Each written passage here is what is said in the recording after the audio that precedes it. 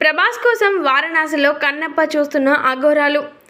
Young rebel star Prabhas Manchu Vishnu dream project అయిన కన్నప్ప మూవీలో నటించాడు.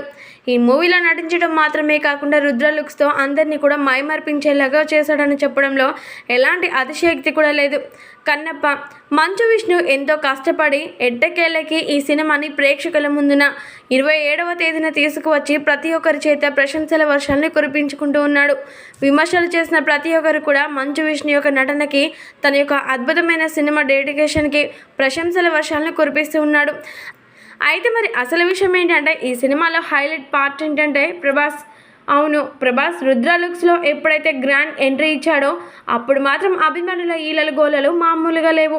అయితే మరి ప్రభాస్ ఈ సినిమాలో రుద్ర లుక్స్లో కనిపించాడని, శివయ్యకి అతి చేరువ రూపంలో ఉన్నాడని తెలుసుకున్నటువంటి అఘోరాలు సైతం వారణాసిలో సినిమా థియేటర్కి వెళ్ళి మరి అఘోర సినిమాను వీక్షించారట. అనంతరం అఘోరాలు చేస్తున్న సంబరాలు అంతా ఇంత కాదు.